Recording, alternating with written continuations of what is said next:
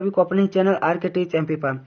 तो दोस्तों, मुझे कक्षा 11वीं वालों का विषय हिंदी का जो वार्षिक पेपर होने वाला है वो वार्षिक पेपर मुझे मिल चुका है दोस्तों। तो दोस्तों, वार्षिक पेपर कक्षा 11वीं का विषय हिंदी का पेपर वायरल हो चुका है। तो दोस्तों, ये पेपर जो है तो मेरे पास आ चुका है दोस्तों 11वीं वालों का, जो कि देख सकते हैं आप, वार्षिक परीक्षा 2020-21 विषय हिंदी कक्षा एकादश है। तो दोस्तों, 11वीं क्लास का विषय हिंदी का पेपर वायरल हो चुका है, जो कि मेरे पास आ चुका है। तो दोस्तों, समय 3 घंटे का रहेगा। तो दोस्तों, इस पेपर को जरूर देख लीजिए दोस्तों। वार्षिक पेपर होने से पहले ये पेपर को देख लीजिए दोस्तों। इसका पीडीएफ हम अपने टेलीग्राम चैनल पे दे देंगे, वहां से आप इसको डाउनलोड कर सकते हैं दोस्तों, इसका पीडीएफ पा सकते हैं। तो दोस्तों, टेलीग्राम ज्वाइन होने के लिए आपको डिस्क्रिप्शन में लिंक दे दूंगा टेलीग्राम का, वहां से आप टेलीग्राम में ज्वाइन हो जाइए।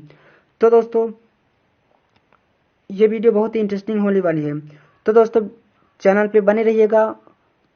तो दोस्तों, अगर आप हमारे चैनल पे नए हैं तो चैनल को सब्सक्राइब कर दीजिएगा और वीडियो को लाइक कर दीजिएगा। तो दोस्तों, वीडियो को स्टार्ट करते हैं। तो दोस्तों, सभी प्रश्नों को अच्छे से देख लीजिए, क्योंकि ये प्रश्न आपके बोर्ड एग्जाम का जो पेपर है वो पेपर वायरल होकर मेरे पास आ चुका है। तो दोस्तों, आप सभी देख सकते हैं बोर्ड एग्जाम का पेपर। तो दोस्तों, देख लीजिए, सभी प्रश्नों को अच्छे से देख लीजिए दोस्तों। यहाँ पे हम चलते हैं प्रश्नों की ओर। तो दोस्तों, यहाँ पे देख सकते हैं आप, सही विकल्प चुनकर लिखिए। तो दोस्तों, सही विकल्प का चयन कीजिए। यहाँ पे नमक के दरोगा के लेखक हैं, तो यहाँ पे लेखक है प्रेमचंद। तो दोस्तों, यहाँ पे प्रेमचंद इसके लेखक हैं।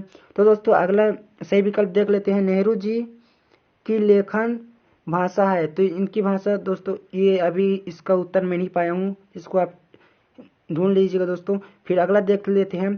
त्रिलोचन लिखित कविता में लड़की का नाम है, तो इनका लड़की का नाम है चंपा। तो दोस्तों, सभी प्रश्नों को अच्छे से देख लीजिए दोस्तों। ये जो मैं बताने जा रहा हूँ ये अभी सही विकल्प बता रहा हूँ दोस्तों। सभी प्रश्नों को अच्छे से देख लीजिए दोस्तों। तो यहाँ पे नेहरू जी की लेखन की भाषा यहाँ पे। तो दोस्तों, अगला देख लीजिए। भक्ति काल के लोकनायक कवि हैं, तो इसके कवि हैं दोस्तों तुलसीदास।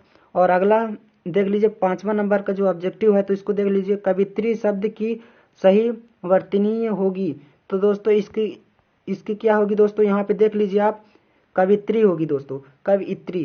तो दोस्तों, सही प्रश्नों को अच्छे से देख लीजिए दोस्तों। अब चलते हैं रिक्त स्थान की पूर्ति की ओर। तो दोस्तों, अब रिक्त स्थानों की ओर चलते हैं। तो यहाँ पे लिखा है मियां नसीरुद्दीन शब्द चित्र, यहाँ पे इसका उत्तर होगा नमक संग्रह से लिया है। तो दोस्तों, हम हसमत शब्दों से लिया गया है। तो अगले देख लेते हैं, अगला रिक्त स्थान देख लेते हैं। भारत का सर्वोच्च सम्मान भारत रत्न सत्यजीत राय को मिला। और अगला रिक्त स्थान देख लेते हैं। हानि का विलोम शब्द होगा लाभ। और चौथा जो है खाली स्थान उसको देख लेते हैं। लता मंगेशकर सुप्रसिद्ध गायक दीनानाथ मंगेशकर की पुत्री है। और अगला 5वां नंबर का रिक्त स्थान देख लेते हैं। आस्क शब्द का अर्थ बहन होता है। तो दोस्तों, सही प्रश्नों को अच्छे से देख लीजिए दोस्तों। ये हमारे पास वायरल पेपर आया है, जो कि 11वीं क्लास का है विषय हिंदी का। तो दोस्तों, सही प्रश्नों को अच्छे से देख लीजिए दोस्तों।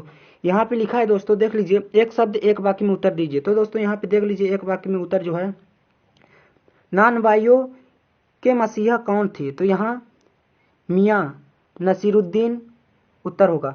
दूसरा देख लेते हैं। धरातल पर बहने वाले पानी को क्या कहते हैं, तो यहाँ पे पलायन पानी होगा। और अगला देख लेते हैं, जो कि सत्यासत्य है। कृष्ण भक्ति काव्य में किस भाव की प्रधानता है, तो इसमें होगा वात्सल्य। और अगला देख लेते हैं, एक वाक्य में उत्तर, पटकथा लिखने के लिए सर्वप्रथम किस चीज की आवश्यकता होती है। और अगला 5वां जो सत्य एक वाक्य में उत्तर है उसको देख लेते हैं। पंडित जवाहरलाल नेहरू की इकलौती पुत्री का क्या नाम था, तो इंदिरा गांधी। तो दोस्तों, सभी प्रश्नों को अच्छे से जरूर देख लीजिएगा। तो दोस्तों, यहाँ पे कथनों को पढ़कर सत्य असत्य में उत्तर दीजिए। तो दोस्तों, यहाँ पे सत्य असत्य है, जो कि 5 नंबर के आएंगे। तो दोस्तों, यहाँ पे देख लीजिए, आप सभी प्रश्नों को अच्छे से देख लीजिएगा दोस्तों। तो यहाँ पे सही जोड़ी देख लीजिए दोस्तों। जमुना का पेड़ होगा, तो जमुना का पेड़। और काजल घर की याद, राजस्थान की रजत बूंदे, आत्मा का ताप। तो दोस्तों, सही प्रश्नों को अच्छे से देख लीजिए। यहाँ पे आप प्रश्न क्रमांक 6 की ओर चलते हैं दोस्तों, जो कि आपके 2 नंबर वाले प्रश्न पूछे जाएंगे। तो दोस्तों, यहाँ पे 2 नंबर वाले प्रश्नों की ओर चलते हैं। तो लेखिका मियां नसीरुद्दीन के पास क्यों गई थी। अगला प्रश्न क्रमांक 7 देख लेते हैं। यहाँ पे प्रश्न क्रमांक 7 देख लेते हैं दोस्तों। भूलों की जगह दूसरा कुत्ता क्यों लाया गया? और इसकी अथवा में रहेगा दोस्तों, अथवा में इसके शिव शिव शंभू की दो गायों की कहानी के माध्यम से लेखक क्या कहना चाहता है? और प्रश्न क्रमांक 8वां की ओर चलते हैं दोस्तों। तो यहाँ धनराम मोहन को प्रतिद्वंदी क्यों नहीं समझता था? और इसके अथवा में रहेगा दोस्तों, पथेर पंचाली फिल्म की शूटिंग का काम 2.5 साल तक क्यों चला? तो दोस्तों सही प्रश्न को अच्छे से देख लीजिए। यहाँ पे अगला देख लीजिए, 9वां प्रश्न देख लेते हैं। लेखक कृष्णनाथ ने देश विदेश के युवकों को स्पीति आने का निमंत्रण क्यों दिया? इसके अथवा में रहेगा, रजनी किन परिस्थितियों में ट्यूशन लेने को अनिवार्य मानती है? और 10वां प्रश्न देख लेते हैं, न्यायालय में पंडित आलोपीदीन की विजय क्यों हुई? और इसके अथवा में रहेगा, क्या पेड़ के नीचे दबे आदमी को पेड़ को बिना काटे निकाला जा सकता है? और प्रश्न क्रमांक 11 की ओर चलते हैं। तो मीरा कृष्ण की उपासना किस रूप में करती है? और इसके अथवा में रहेगा, पथिक का मन कहाँ विचरना चाहता है? और अगला 12वां प्रश्न देख लेते हैं, कुई का मुंह छोटा क्यों रखा जाता है? और इसके अथवा में रहेगा, शास्त्रीय गायकी से आप क्या समझते हैं? और 13वां प्रश्न देख लेते हैं, सबसे प्राचीन चित्रों के नमूने किन्हें माना जाता है? और इसके अथवा में रहेगा दोस्तों, लता मंगेशकर के गायकी की विशेषता बताइए। और प्रश्न क्रमांक 14 की ओर चलते हैं। तो यहाँ पे 14 प्रश्न देख लेते हैं, कबीर ने ऐसा क्यों कहा संसार बौरा हो गया? तो दोस्तों अगला प्रश्न देख लेते हैं, मानव का निर्माण किन पंच तत्वों से हुआ है? और अगला देख लेते हैं, जो कि प्रश्न क्रमांक 15 है, मुक्त काव्य किसे कहते हैं? और इसके अथवा में रहेगा, शब्द गुण किसे कहते हैं? उदाहरण सहित समझाइए। और प्रश्न 16 देख लेते हैं, भवानी प्रसाद मिश्र के पिता कवि को सोने पर सुहागा क्यों बुलाते थे? तो दोस्तों सभी प्रश्नों को अच्छे से देख लीजिए दोस्तों। यहाँ पे प्रश्न क्रमांक 17 देख लेते हैं, कवि ने पुलिस की मार को सबसे खतरनाक क्यों नहीं माना? और इसके अथवा में रहेगा, भाषा में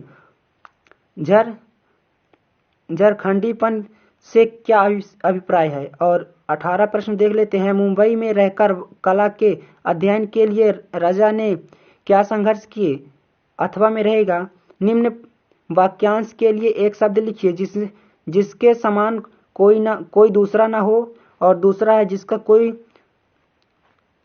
शुल्क ना देना पड़े। और तीसरा है, जो लौकिक ना हो। और 19वां प्रश्न है, संदेह और भ्रांतिमान अलंकार में अंतर लिखिए। और अथवा में है, इसके छंद किसे कहते हैं? सविस्तार बताइए। और प्रश्न क्रमांक जो कि 4 नंबर वाला प्रश्न रहेगा उसको देख लेते हैं, कहानी और उपन्यास में अंतर लिखिए। और इसके अथवा में रहेगा, आत्मकथा और जीवनी में अंतर बताइए।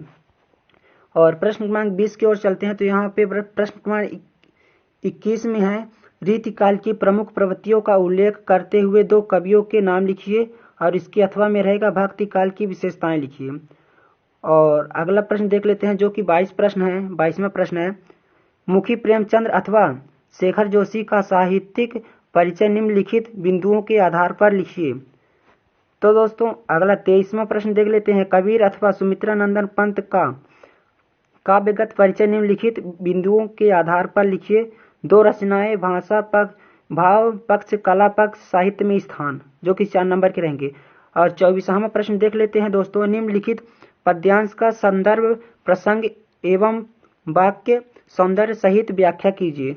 तो दोस्तों सही प्रश्नों को अच्छे से देख लीजिए जरूर पेपर होने से पहले। तो दोस्तों यहाँ पे देख लीजिए, जो कि प्रश्न क्रमांक 25 का है, निम्नलिखित गद्यांश की संदर्भ, प्रसंग एवं विशेष सहित व्याख्या कीजिए। इसके अथवा में देख लीजिए दोस्तों। और यहाँ पे 26वां प्रश्न देख लेते हैं, निम्नलिखित अपठित गद्यांश को पढ़कर दिए गए प्रश्नों के उत्तर लिखिए। और 27वां प्रश्न देख लेते हैं, परीक्षा फल में ध्वनि विस्तार यंत्र के प्रयोग पर प्रतिबंध लगाने हेतु जिलाधीश को आवेदन पत्र लिखिए।